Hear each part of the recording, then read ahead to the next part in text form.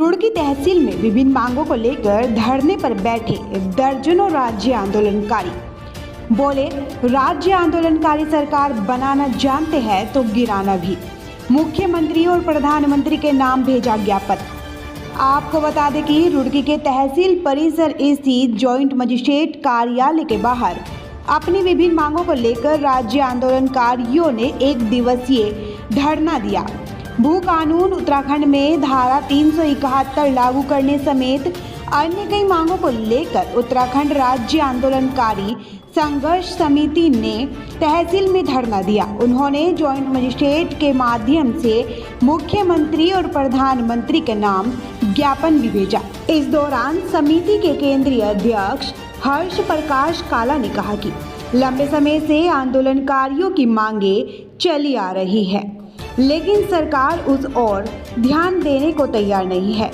उन्होंने कहा कि सत्ता में बैठी सरकार को यह ध्यान रखना चाहिए कि अगर हम एकजुट होकर उन्हें सत्ता में ला सकते हैं तो उन्हें सत्ता से उतार भी सकते हैं। उन्होंने बताया कि 5 सूत्रीय मांगों को लेकर मुख्यमंत्री उत्तराखंड और प्रधानमंत्री को ज्ञापन भेजा गया है।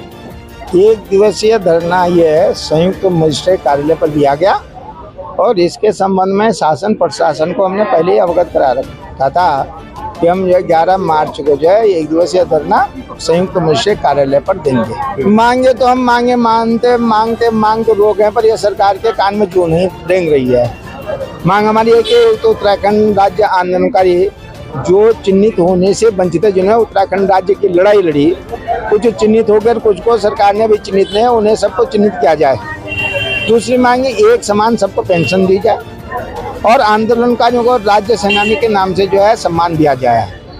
उत्तराखंड में 1950 का भू कानून लागू किया जाए, 1950 का मूल निवास लागू किया जाए और सख्त भू कानून हिमाचल प्रदेश की तरह सख्त भू कानून लागू किया जाए और अंकिता भंडारी हत्याकांड के दोषियों को जो है कठोर सजा दी जाए। इस मांग को लेकर हम यहाँ पर बैठे हुए हैं, है ना।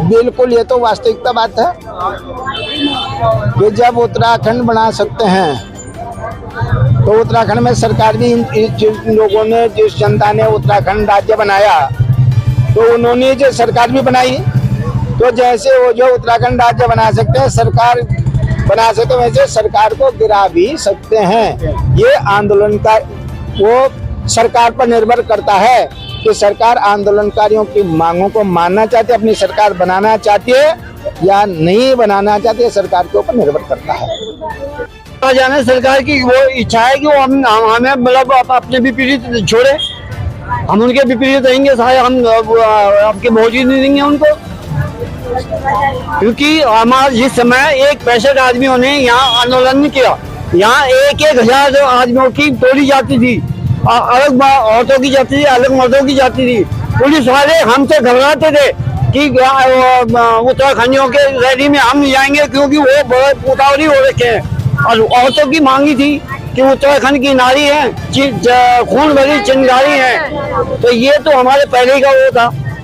तो अब हम सरकार से क्यों वो करें, हम सरकार को वोट नहीं देंगे, बिल्कुल उसका बहिष्कार करेंगे। धरने पर इसलिए बैठना पड़ रहा है कि हमारी मांगे पूरी नहीं हुई है। राज्य हमने मांगा, लाठी डंडे हमने खाए, जेलों में हम रहे, हमारी मांगे पूरी नहीं हुई, हमारे चिन्हीकरण पूरे नहीं हुए, भू कानून अच्छा नहीं हुआ। भू कानून के लिए भी लड़ रहे हैं हम और मांगों के लिए भी लड़ रहे हैं हम, इसलिए हम बहिष्कार करेंगे अपने ये बीजेपी का। भुगतना पड़ेगा, अगर मांगे पूरी नहीं करेंगे तो भुगतना पड़ेगा।